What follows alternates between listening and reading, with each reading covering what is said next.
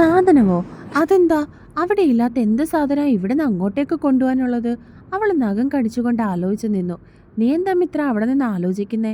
അവൾ വാതിൽക്കൽ തന്നെ നിൽക്കുന്നത് കണ്ട് അവളുടെ അമ്മ സംശയത്തോട് ചോദിച്ചു.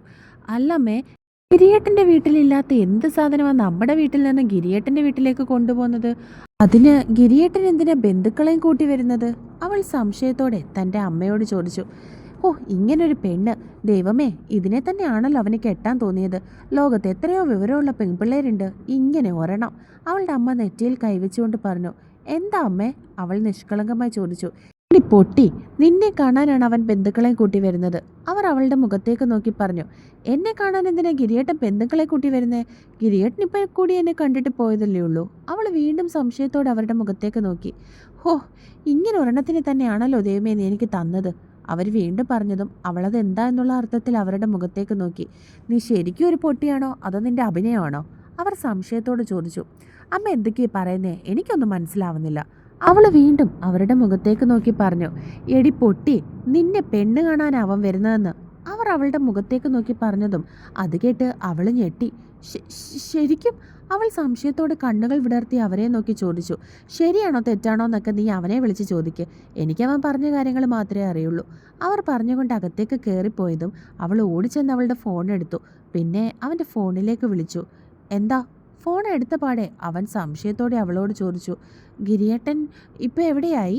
അവൾ സംശയത്തോടെ അവനോടും ചോദിച്ചു. എന്താ പെട്ടെന്നൊരു സ്നേഹം? എന്തേലും സാധിക്കാനുണ്ടോ? ഗിരിയേട്ടൻ എന്തിനാ ഇങ്ങനെയൊക്കെ ചോദിക്കുന്നേ? ഗിരിയേട്ടൻ വീട്ടിലെത്തിയോന്ന് അറിയാൻ വേണ്ടി വിളിച്ചതാ ഞാൻ. അവൾ നിഷ്കളങ്കമായി മറുപടി പറഞ്ഞു. അല്ലാതെ അമ്മ ഞാൻ പറഞ്ഞത് നിന്നോട് പറഞ്ഞിട്ട് അത് ശരിയാണോന്ന് അറിയാൻ വിളിച്ചതല്ല അല്ലേ?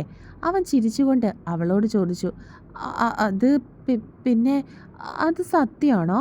അവൾ അവനോട് ചോദിച്ചു. എന്ത് സത്യമാണോന്ന്? അവനൊന്നും അറിയാത്തതുപോലെ പറഞ്ഞു. അല്ല, അമ്മ പറഞ്ഞത്. നിന്റെ അമ്മ എന്താ നിന്നോട് പറഞ്ഞതെന്ന് എനിക്കെങ്ങനെ അറിയാം?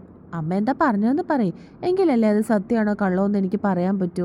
അത് പിന്നെ ഗിരിയേട്ടൻ എന്നെ പെണ്ണ് കാണാൻ വരുന്നുണ്ടെന്ന് പറഞ്ഞു. അവൾ മടിച്ചു പഠിച്ച് പറഞ്ഞു. അങ്ങനെ പറഞ്ഞോ? പക്ഷെ ഞാൻ അങ്ങനെയൊന്നും അമ്മയോട് പറഞ്ഞിട്ടില്ലല്ലോ. അവൻ ഉള്ളിൽ ചിരിച്ചുകൊണ്ട് അവളോട് പറഞ്ഞു. പറഞ്ഞില്ലേ? അവൾ സംശയത്തോട് ചോദിച്ചു. ഇല്ല, പറഞ്ഞില്ല. ബന്ധുക്കളെ കൂട്ടി വരുന്നുണ്ടെന്ന് പറഞ്ഞു. പക്ഷേ നിന്നെ കാണാനാ വരുന്നതെന്നൊന്നും ഞാൻ പറഞ്ഞിട്ടില്ല.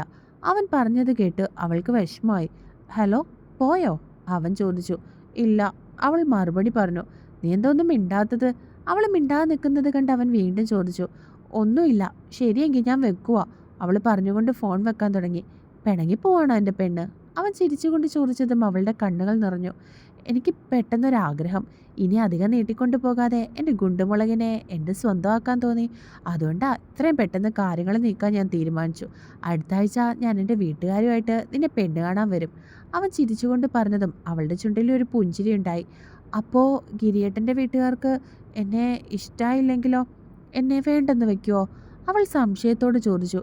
അതിന് ഞാൻ എൻ്റെ ബന്ധുക്കളെയും കൂട്ടി വരുന്നത് അവരുടെ അഭിപ്രായം ചോദിക്കാനൊന്നും അല്ലല്ലോ. ഞാൻ നിന്നെയാണ് കെട്ടാൻ പോകുന്നതെന്ന് അവരെ കൂടി ഒന്ന് അറിയിക്കാൻ വേണ്ടിയിട്ടാണ്. അല്ലാതെ ആരുടെ അഭിപ്രായം ചോദിച്ചിട്ട് കെട്ടാൻ അവരുടെ ചിലവിലല്ല ഞാൻ കഴിയുന്നത്. എനിക്ക് ഒരാളെ മാത്രമേ ബോധിപ്പിക്കാനുള്ളൂ. അതെൻ്റെ അമ്മയാണ്. എൻ്റെ അമ്മയ്ക്ക് നിന്നെ ജീവനും. അപ്പം പിന്നെ വേറെ ആരുടെ അഭിപ്രായം എനിക്ക് ചോദിക്കേണ്ട കാര്യമില്ല. പെണ്ണ് കാണൽ പോലും എനിക്ക് വലിയ താല്പര്യമില്ലാത്ത കാര്യമാണ്. പിന്നെ ചടങ്ങുകളായിട്ട് തന്നെ നടത്തണമെന്ന് അമ്മ പറഞ്ഞതുകൊണ്ട് മാത്രമാണ് എല്ലാവരെയും കൂട്ടി വരുന്നത്. അവൻ പറഞ്ഞതും അവൾക്ക് സന്തോഷമായി. അവൻ പറയുന്നതെല്ലാം കേട്ട് അവൾ മിണ്ടാതെ ഇരുന്നു. അപ്പം എങ്ങനെയാ നമ്മുടെ ഫസ്റ്റ് നൈറ്റ് കുളപ്പടവിൽ ആഘോഷിക്കണ്ടേ? അവൻ ചിരിച്ചുകൊണ്ട് ചോദിച്ചതും അവളുടെ മുഖം നാണം കൊണ്ട് ചുവന്നു. അവൻ പിന്നെയും ഓരോന്ന് അവളോട് സംസാരിച്ചു. അവളും തിരികെ അവനോട് സംസാരിച്ചിരുന്നു. അവർക്കിടയിലുള്ള കൊച്ചു കൊച്ചു വഴക്കുകളും മറ്റും മാറി അവിടെ അവരുടെ മനസ്സിലുള്ള പ്രണയം പൂത്തുലയുകയായിരുന്നു. അടുക്കളയിൽ പാട്ടൊക്കെ കേട്ട് പാചകത്തിലാണ് ക്രിസ്റ്റി. പെട്ടെന്നാണ് ആരോ കോളിംഗ് ബെൽ അടിക്കുന്നത് കേട്ടത്. അവൻ ഇയർഫോൺ മാറ്റി വെച്ചിട്ട് പോയി കതക് തുറന്നു. ജസ്റ്റി തൻ്റെ മുൻപിൽ നിൽക്കുന്നവനെ കണ്ടതും അവൻ്റെ ചുണ്ടുകൾ മന്ത്രിച്ചു. ഒരു ബ്ലൂ കളർ ചെക്ക് ഷർട്ടും പാൻറ്റുമാണ് അവൻ്റെ വേഷം. കഴുത്തിലൊരു പ്ലാറ്റിനം ചെയിൻ കിടപ്പുണ്ട്. കയ്യിലൊരു ഇടിവളയും മറുകൈയിൽ വാച്ചും. മുൻപിലേക്ക് വീണ് കിടക്കുന്ന മുടി കുറച്ച് ചെമ്പൻ കളറാണ്. ഡ ക്രിസ്റ്റി! അവൻ ഇരു കൈകൾ കൊണ്ട് ക്രിസ്റ്റിയെ ചേർത്ത് പിടിച്ചു. നീ എന്താടാ ഒരു മുന്നറിയിപ്പ് പോലും ഇല്ലാതെ കാനഡയിൽ നിന്ന്? നീ അവിടെ ബിസിനസ് തുടങ്ങാൻ പോയതാണെന്ന് ഞാൻ അറിഞ്ഞല്ലോ. ക്രിസ്റ്റി അവനെ ചേർത്ത് പിടിച്ചുകൊണ്ട് പറഞ്ഞു. ചുമ്മാ കുറേ നാളായില്ലേ ഇങ്ങോട്ടേക്ക് വന്നിട്ട്. എല്ലാവരും ഒന്ന് കാണണമെന്ന് തോന്നി, അങ്ങനെ വന്നതാ. നീ അങ്ങ് വീർത്തല്ലോ. ജസ്റ്റ് അവനെ കളിയാക്കി. ഒന്ന് പോടാ അവിടുന്ന്. ജയിലിൽ കിടന്ന് ഞാനെങ്ങനെയാ വീർക്കുന്നത്? ക്രിസ്റ്റി തിരികെ ചോദിച്ചു. ഇത് ജസ്റ്റിൻ എന്ന ജസ്റ്റി, നമ്മുടെ സേറയുടെ പപ്പയുടെ പെങ്ങടെ മകനാണവൻ. ക്രിസ്റ്റി, സേറ, മിത്ര, ഗിരി ഇവരെല്ലാം ഒന്നിച്ച് കളിച്ചു വളർന്ന കളിക്കൂട്ടുകാരാണ്. പിന്നെ എന്തുണ്ടടാ വിശേഷം? ജസ്റ്റി അവനെ നോക്കി ചോദിച്ചു. വിശേഷങ്ങളൊക്കെ നീ അറിഞ്ഞു കാണുമല്ലോ. സേറയെ ഞാൻ വിവാഹം കഴിച്ചു. ആ, വലിയ പപ്പ പറഞ്ഞു. അതെന്തായാലും നന്നായി. അമ്മച്ചി അപ്പച്ചനും ഉണ്ടായിരുന്നെങ്കിൽ അവർ തന്നെ നടത്തിയേനെ നിങ്ങളുടെ വിവാഹം. എന്തായാലും അവരുടെ ആഗ്രഹം പോലെ തന്നെ നീ ചെയ്തല്ലോ. അവരിപ്പോൾ സന്തോഷിക്കുന്നുണ്ടാവും. ജസ്റ്റ് പറഞ്ഞതും അവനൊന്ന് മൂളി. വേറൊന്നും പറഞ്ഞില്ലേ നിന്റെ വലിയപ്പ? ക്രിസ്റ്റി കുറച്ച് പുച്ഛത്തോടെ ചോദിച്ചു. പറഞ്ഞു. അവളെ നീ വിവാഹം കഴിച്ചത് അവരോടൊക്കെയുള്ള വാശിക്കാണെന്നാ പപ്പ പറയുന്നത്. ജസ്റ്റ് അവനെ നോക്കി മറുപടി പറഞ്ഞു. ഹേയ്, വാശി അതെനിക്ക് അയാളോടുണ്ട്. ഞാൻ ചെയ്യാത്ത തെറ്റിൻ്റെ പേരിൽ ഇത്രയും കാലം ജയിലിൽ കിടക്കാൻ കാരണം അയാൾ ഒറ്റൊരാളാണ്. ആ ദേഷ്യം അയാളോട് എനിക്കുണ്ട്. പക്ഷെ ഒരിക്കലും എൻ്റെ പെണ്ണിനോട് ദേഷ്യപ്പെടാൻ എനിക്ക് കഴിയില്ല. അവളെ ഞാൻ വിവാഹം കഴിച്ചത് വേറെ ആർക്കും അവളെ കൊടുക്കാതിരിക്കാൻ വേണ്ടിയിട്ടാണ്. പിന്നെ അവളുടെ മനസ്സിലും ഞാനല്ലാതെ വേറൊരാൾ ഉണ്ടാവില്ല എന്ന് എനിക്ക് നന്നായിട്ട് അറിയായിരുന്നു. ക്രിസ്റ്റി ചിരിച്ചുകൊണ്ട് അവനോട് പറഞ്ഞു. അത് പക്ഷെ അവളെ സമ്മതിച്ചു കൊടുത്തേ പറ്റുള്ളൂ ക്രിസ്റ്റി. കാരണം അവൾക്ക് വേണമെങ്കിൽ നിന്റെ സ്ഥാനത്ത് മറ്റൊരാളെ പ്രേമിക്കായിരുന്നു. പക്ഷെ അത് ചെയ്യാതെ അവൾ നിനക്ക് വേണ്ടി കാത്തിരുന്നില്ലേ? അത് തന്നെ വലിയ കാര്യമാണ്. ജസ്റ്റ് പറഞ്ഞതും അവൻ ചിരിച്ചു. അല്ല, നീ അപ്പുറത്തേക്ക് പോയില്ലേ? ഇനി എന്നെ കാണാൻ ഇങ്ങോട്ടേക്ക് വന്നു എന്ന് പറഞ്ഞാൽ നിന്റെ വലിയപ്പ നിന്നെ അങ്ങോട്ടേക്ക് കയറ്റാതിരിക്കുമോ? ക്രിസ്റ്റി വീണ്ടും അവനോട് ചോദിച്ചു. അയാളോട് പോകാൻ പറയും. ഞാൻ ആദ്യം നിന്നെ കാണാൻ വേണ്ടിയാണ് വന്നത്. ഇനി വേണം അങ്ങോട്ടേക്ക് പോകാൻ. അല്ല, എവിടെ സേറ? അവൻ അകത്തേക്ക് നോക്കി ചോദിച്ചു. അവളിവിടെ ഇല്ല. ക്രിസ്റ്റി അവനെ നോക്കി പറഞ്ഞതും അവൻ സംശയത്തോടെ ക്രിസ്റ്റിയുടെ മുഖത്തേക്ക് നോക്കി. ക്രിസ്റ്റി അവരുടെ പ്ലാനും മറ്റും അവനോട് പറഞ്ഞു. ഓ, അപ്പോൾ വലിയൊരു അഭിനയമൊക്കെ കാഴ്ചവെച്ചിട്ടിരിക്കുകയാണല്ലേ? ജസ്റ്റ് ചിരിച്ചുകൊണ്ട് അവനോട് ചോദിച്ചു. ചിലതൊക്കെ തെളിയിക്കാൻ ചില അഭിനയം വേണ്ടി വരുവടാ. എന്തായാലും ഇനി ഒരാളെ കൂടി കിട്ടിയില്ലേ കൂടെ അഭിനയിക്കാൻ? ക്രിസ്റ്റി അവനെ നോക്കി ചിരിയോടെ പറഞ്ഞു. പിന്നെ അല്ലാതെ നമുക്കെല്ലാവർക്കും കൂടി അഭിനയിച്ചങ്ങ് പൊളിക്കാം, അവനും പറഞ്ഞു. അത് കേട്ട് ക്രിസ്റ്റി ചിരിച്ചു. ക്രിസ്റ്റിയുടെ അടുത്ത് നിന്ന് ജസ്റ്റിൻ നേരെ പോയത് സേറയുടെ വീട്ടിലേക്കായിരുന്നു. ചാച്ചാ! ജസ്റ്റിൻ കയറി വരുന്നത് കണ്ട് അവൾ ഓടിച്ചെന്നവനെ ഇറുക്കി കെട്ടിപ്പിടിച്ചുകൊണ്ട് വിളിച്ചു. എന്തുകൊണ്ട് മോളെ, സുഖമാണോ? അവൻ അവളുടെ നെറുകയിലൊന്ന് തലോടി ചോദിച്ചു. സുഖമാ ചാച്ചാ. പിന്നെ കാര്യങ്ങളൊക്കെ ചാച്ചൻ അറിഞ്ഞു കാണുമല്ലോ അല്ലേ? അവൾ അവൻ്റെ മുഖത്തേക്ക് നോക്കി. എന്ത് കാര്യാ മോളെ? അവൻ തിരികെ അവളെ നോക്കി സംശയത്തോട് ചോദിച്ചതും അവൾ മുഖം കൂർപ്പിച്ചു. കള്ളം പറയല്ലേ ചാച്ച. ചാച്ചൻ്റെ ഫ്രണ്ടിനെ കണ്ടിട്ടാണ് ഇങ്ങോട്ടേക്ക് വന്നതെന്ന് എനിക്ക് നന്നായിട്ടറിയാം. എന്തായാലും ചാച്ചൻ അവിടെ കയറി ആ ആളിനെ കാണാതെ ഇങ്ങോട്ടേക്ക് വരില്ല. പിന്നെ എന്തിനാ എൻ്റെ മുഖത്ത് നോക്കി ഇങ്ങനെ കള്ളം പറയുന്നത്? അവൾ കുറുമ്പോടെ അവനെ നോക്കി പറഞ്ഞിട്ട് ചിരിച്ചു. എങ്ങനെ പോകുന്നു മോളെ കാര്യങ്ങളൊക്കെ? നമുക്കെല്ലാം ഒന്ന് കലങ്ങി തെളിയിക്കണ്ടേ? എത്ര നാളെന്ന് വെച്ചാൽ ഇങ്ങനെ? നീ അവനോട് പറ ഇനി ആ കേസിൻ്റെ പുറകെയൊന്നും പോണ്ടാന്ന്.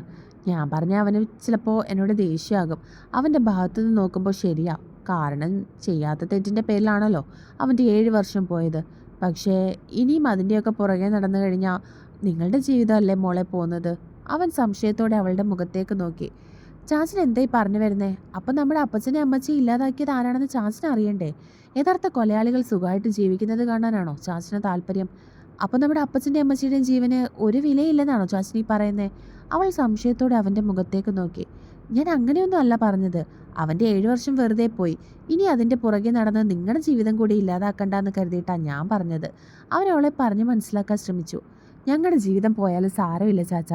ഞാനും ഇച്ചായനും തീരുമാനിച്ചു കഴിഞ്ഞ കാര്യമാണ്. എന്ത് വന്നാലും അമ്മച്ചിയുടെ അപ്പച്ചൻ്റെയും യഥാർത്ഥ കൊലയാളികളെ കണ്ടുപിടിച്ചിട്ടേ ഞങ്ങൾക്ക് സന്തോഷമുള്ളൊരു ജീവിതം ഇനി ഉണ്ടാവുള്ളൂ. അതിനു വേണ്ടിയിട്ടാണ് ഞാനിവിടെ വന്ന് നിൽക്കുന്നത് പോലും. അവൾ എന്തോ തീരുമാനിച്ചുറപ്പിച്ചതുപോലെ അവൻ്റെ മുഖത്തേക്ക് നോക്കി പറഞ്ഞു. ഞാൻ പറയാനുള്ളതൊക്കെ പറഞ്ഞു. ഇനിയൊക്കെ നിങ്ങളുടെ ഇഷ്ടം. എന്തിനും ഏതിനും ഞാൻ നിങ്ങളുടെ ഒപ്പം ഉണ്ടാകും. അവൻ അവളുടെ തോളിൽ കൈവച്ചു. ചാച്ചനെ ഞങ്ങൾക്കൊപ്പം ഉണ്ടെങ്കിൽ ഞങ്ങൾക്കൊരു ധൈര്യം. ചിരിയോടെ അവനോട് മറുപടി പറഞ്ഞു. അവർ രണ്ടുപേരും കൂടി സംസാരിച്ചുകൊണ്ട് നിന്നപ്പോഴാണ് ജോസഫ് അങ്ങോട്ടേക്ക് വരുന്നത്. ഇതാരാ ഇത്? നീ എന്താണോ ഒരു മുന്നറിയിപ്പും ഇല്ലാതെ ഇങ്ങോട്ട്?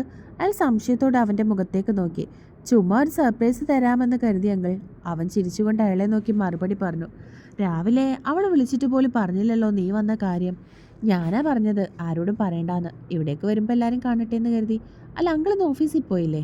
തിരികെ അയാളോട് ചോദിച്ചു. ഇന്ന് പോയില്ല. ഫ്രാൻസിസ് ഇതുവരെ ഓഫീസിൽ നിന്നും വന്നില്ലേ മോളെ?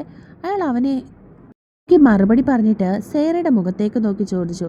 ഈ വലിയപ്പേ വരാൻ സമയമാകുന്നതല്ലേ ഉള്ളൂ? അവൾ ചിരിച്ചുകൊണ്ട് അയാളെ നോക്കി മറുപടി പറഞ്ഞു. അവർ വീണ്ടും ഓരോ സംസാരത്തിലേക്ക് മുഴുകിപ്പോയതും സേറ അവിടെ നിന്നും മുറിയിലേക്കും പോയിരുന്നു.